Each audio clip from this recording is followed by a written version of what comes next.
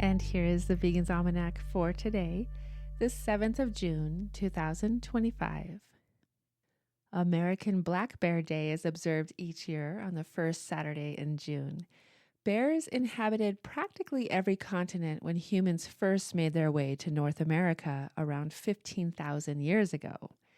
Black bears inhabited North America from the Atlantic to the Pacific and from Mexico to the northern edge of the continent. To the first peoples living in North America, black bears were valued. Though they were hunted, they were seen as spiritual guides and as symbols of bravery against adversity. The Native Americans passed on stories of black bears through their oral folk tales. The European settlers brought with them their fear of the wild and the animals that lived in it. Bears were perceived to pose a threat to life, livestock, and crops, and so they were killed. This fear of bears made its way into popular children's books at the time, which showed bears attacking hunters, alongside other predators preying on their cattle. As is common with European presence, forest land was wiped out to make space for open farmland, and the bears began losing their homes. Because they reproduced much slower than other mammals, the black bear population began to dwindle. In fact, in the 1900s, the number of black bears in the wild was reduced to the point of near extinction. Thankfully, restoration programs, the regulation of hunting, and recovery of forest land has allowed their numbers to increase. The black bear can be found in 41 of the 50 U.S. states at an estimated number of 800,000.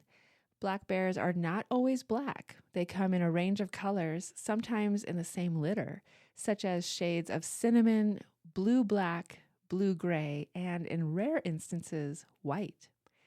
They are super hibernators. In northern states, they can hibernate for up to 8 months. But in the southern regions, they hibernate for a shorter duration or not at all, depending on food availability. These super dexterous animals are sometimes more comfortable in a tree than on the ground. The United States Department of Agriculture kills between 400 and 500 black bears each year, along with many other wild animal species, to protect the interests of animal agriculture. When we refuse to support animal agriculture, we are helping to protect wild animals as well as farmed animals. The publication of Vegan Art, a book of visual protest, edited by Kane, was on this day in 2022. In this volume, the celebrated American illustrator Kane brings together a collection of contemporary vegan artists whose works grapple with one of the biggest issues of our century and confront our conflicted relationship with animals.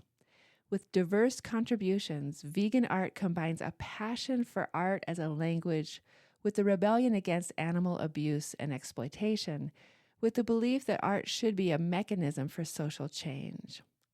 The iconography of the book is purposefully graphic and controversial, from utopian depictions of a world that vegans are fighting for, to dark dystopian impressions and brutal, bloody mutilations of non-human animals in industrial agriculture. The project tests the potential of our humanity and asks for equality for all species. Including violent imagery and references to major food corporations such as McDonald's, the project is unflinching in its advocacy of veganism and animal rights. Vegan art engenders a sense of humility with a shared view that art has the power to move people to be informed consumers. And here's a Cherokee legend for today, Healing Waters. In the myths and legends of the Cherokee people, there is a belief concerning a mysterious lake, high in the upper reaches of the Smoky Blue Ridge Mountains. It is said that all the mountain animals know of this mysterious healing lake and go there to be healed of their wounds. It is said that whenever a black bear is wounded by hunters or in battle with another bear or large animal, that the black bear will make the long journey to this mysterious lake. Arriving at the edge of the mountain lake, the black bear will plunge into the cool, refreshing lake waters on one side of the lake, then swim across the lake to the opposite shoreline. Legend says when the black bear exits on the opposite shore, they're completely healed of all their wounds. Healing Waters, a Cherokee legend. This has been the Vegan's Almanac with the reminder that animal agriculture is a tool of colonization.